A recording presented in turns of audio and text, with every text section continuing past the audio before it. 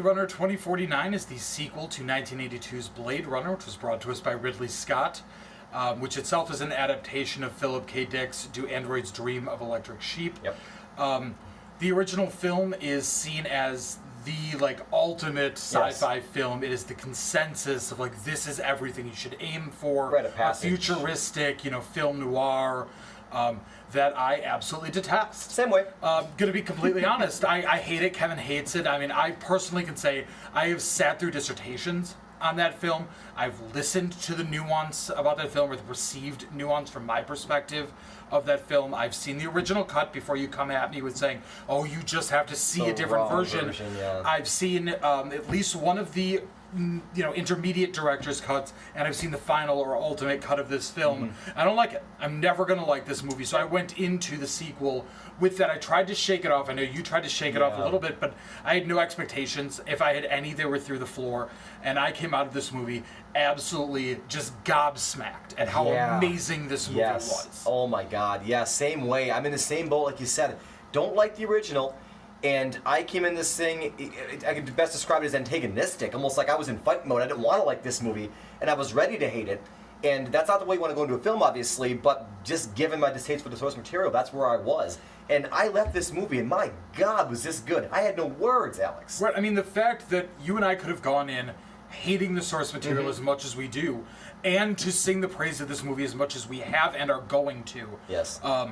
Just should speak volumes about how incredible this movie is. Yeah. And this movie, to me, is everything. When people describe the original 1982 and how they feel about that movie, how I feel about this movie, at least in the immediate aftermath, is how they have described that. This was life-changing. Yeah, at the very least, this was day-changing. At least that. Because it changed, honestly, my perspective on the day. I walked out and felt almost a weight on my shoulders. Yes. I haven't been that emotionally affected by a film in a very long time. And the same way with me. And it wasn't like a weepy kind of emotionality. Not like that. This is different. This is more to the core, and it's such an atmospheric movie, and you're so pulled into it, you have to decompress after you see this movie. And it's long. I mean, we'll talk about the length. And the thing is, we didn't know this. We didn't go into this film, again, not a lot of fanfare from our end, so we didn't really research that aspect of it. It's 2 hours and 40 minutes, somewhere in that range. It's long. And at times it feels long, but it's all very necessary, as we're going to discuss. It's very necessary, here. and we'll talk about that, but I want to talk about the cinematography first. Oh my gosh. And let's talk about the visual storytelling. Yeah, it's such, you want to see a masterclass in visual storytelling, this is where you go. Roger Deakins is obviously a recognized master. I mean, he's done some great things with Shawshank Redemption. Yes. He's worked with the Coens quite a bit. Correct. And most recently, well, I shouldn't say most recently, but he actually worked with Villeneuve previously on Sicario. He did, yeah. So they've got that relationship, and it shows. That's really, really good storytelling. This is on par, if not, no, this may be better than his work in No Country for Old Men. Which was a masterclass. That itself was a masterpiece in cinematography, yeah, and in just complete control of every frame. And the dialogue. Color. Right, the dialogue is light in this film. Very. But when it's there, every line works. Punchy, yeah. And you get this world built for you through the camera, through the lens, your eye into this world. And although, we mentioned, the movie does run a little bit long, and at times it can feel its length.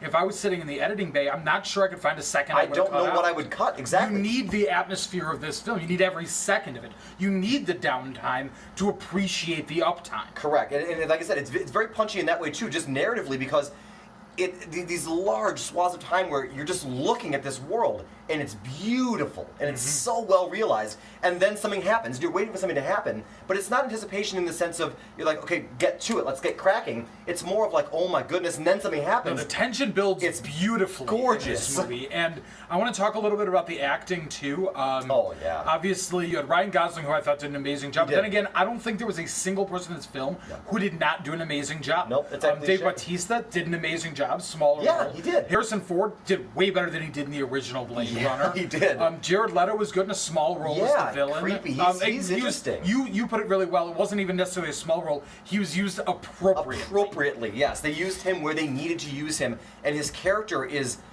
He's vague in the sense you don't get everything he's going for, but then again, that's deliberate, and he shows it's restrained, the performance, and the way it's handled and the way the narrative is. you're not supposed to know. This is not a clear-cut good and evil. This is a noir, not unlike the first one, but I think this is just better done. Right. I actually cared about all of the characters Yes. in this movie, and this is a movie that will challenge your view on antagonist and protagonist. Oh, 'cause definitely. Everyone's an antagonist and everyone's a protagonist. Right. They all have their reasons. Right. They all have their reasons, and you feel for all of their reasons. Yes. You get everybody's reasoning in this film. Yeah. Again, I can't sing the praises of this movie enough. I want to throw every superlative at this I know. film and just see what sticks. I mean, the score.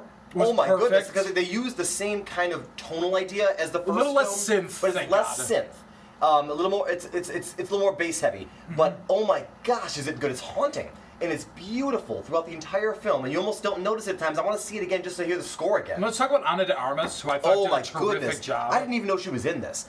And you may have seen her here or there. She's a beautiful woman, and she's in this movie. And I don't want to spoil the role she's in, but she nails it. Oh my God! And It's she so is emotional. so affecting. It's beautiful. It's so well done. Again, I keep going back to the word beautiful because that's what sticks with me. This is a gorgeous movie. I want to talk a little bit about the only thing I can say that I didn't like about Okay. this movie.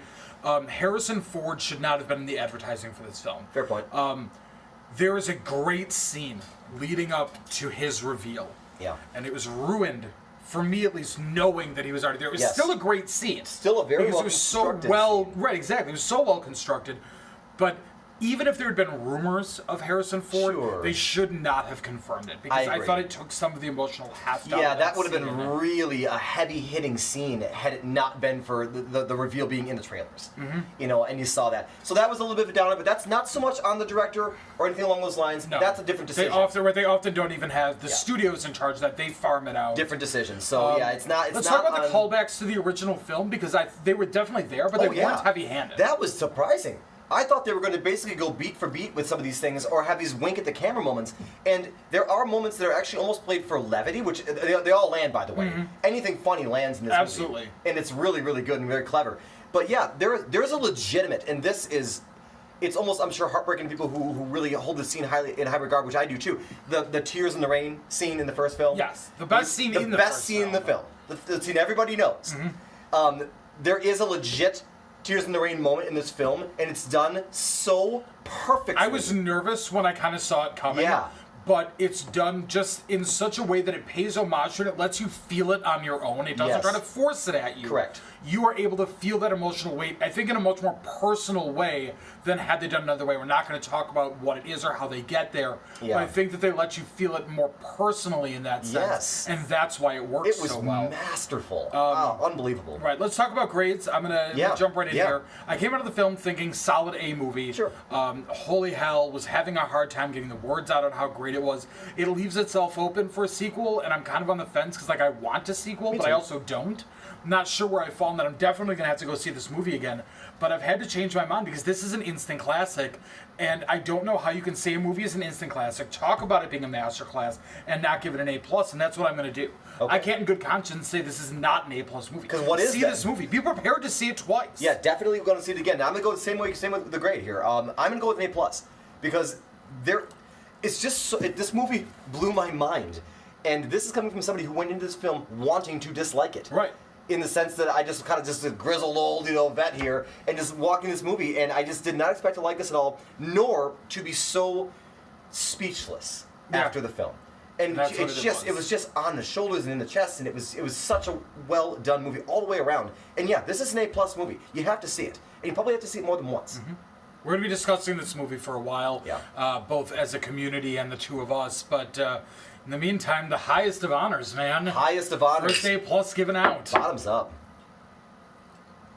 Well, guys, that's it for us. Thanks for watching Two Snobs in the Bottle. And once again, if you enjoy what it is that we're doing, go ahead and like, share, and subscribe. And come back when we have some more material. We'll get something going for you. Make sure to hit the alarm bell so you'll know whenever we release a new video. We're empty, so I think we're done. Yeah, I think that's it.